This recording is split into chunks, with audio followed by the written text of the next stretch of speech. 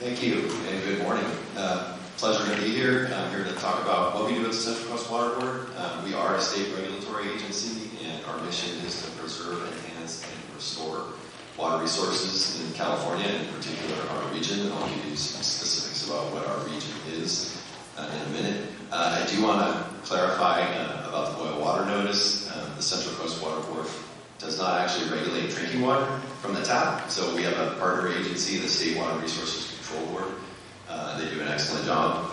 For me, that was the first, I actually live in Arroyo Grande, that was the first boil water notice I've ever had in my life, and I think that's a testament to how clean our drinking water is. But I just want to clarify that we work on the wastewater side, so we work to protect the sources of drinking water, so think groundwater, surface water.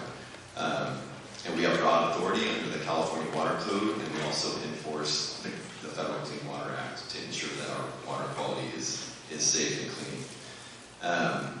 We do have authority to investigate impacts to groundwater and surface water. We issue permits to different industries, including like the San Luis Obispo wastewater treatment plant. We issue a permit to them so that the water that they're treating and discharging into San Luis Obispo Creek is protective of those beneficial uses. So not only do we protect for drinking water, but also irrigation uses for ag industry, industrial uses, aquatic habitat, and contact recreation, so think fishables and swimmable waters.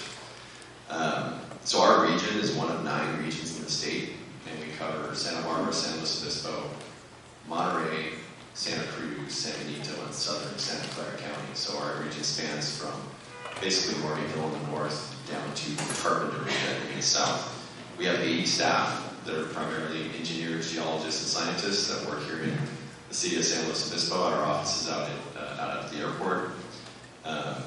We have a board that has 7 seats on it. Currently we have 6 board members. It is a governor-appointed board, and it requires state senate confirmation to get seated on that board. We have 6 meetings per year. They rotate around our region. So a couple weeks ago we were down in Santa Barbara. We had a meeting down there. And we have 20 different programs within our organization that are basically always looking at discharges of waste, trying to keep the water clean, groundwater, surface water again. And if you're interested in those programs, there's a lot. There's detailed information. We have a strategic plan on our website, and we update that annually with our priorities for the coming year. One priority for this year for San Luis Obispo County is the Diablo Canyon Power Plant. We will be issuing a permit for the once-through cooling. PG&E is required to have that permit in order to get their NRC license to continue to operate. We will be issuing a draft of that permit in the next couple of weeks, and we'll be holding a workshop out in Avila Beach on November 12th. And we plan to put that in front of our board for approval in February. We are an enforcement agency, and unfortunately sometimes enforcing the State Water Code, Clean Water Act, results in monetary penalties.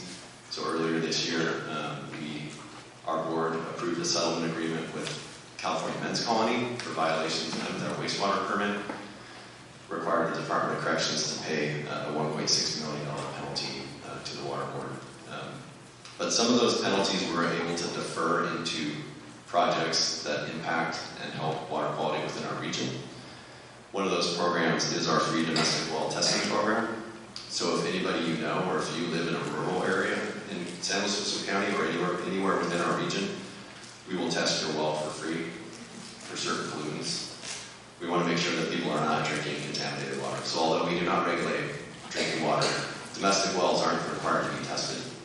Municipal supply, so if you're connected to the city water system, it's tested a lot. But domestic wells aren't required to be, so we provide that service, and that was funded through settlement agreements. We also provide grant funding through the State Water Resources Control Board. So we have 1 full-time staff person that works on grant applications and helps grant applicants get the money they need. And then I want to close by pointing out that we don't normally issue grants to the Central Coast Water Board, but we did some mini grants from an enforcement case this past year, and we provided $330,000 worth of grants for local organizations here in SLO County, including the San Community Services District, Oceano Community Services District, Cabrillo Estates, the Los Osos Basin Management Committee, and the Slow Beaver Brigade. So we do try to get some of those funds back. We are an enforcement agency. That is what we're required to do. But it's for the betterment of everybody and for water quality. Appreciate the opportunity to speak to you this morning. If you have any questions, I know it's a lot, feel free to contact me or my staff. We're always happy to talk about water quality and how we can help the community. Thank you.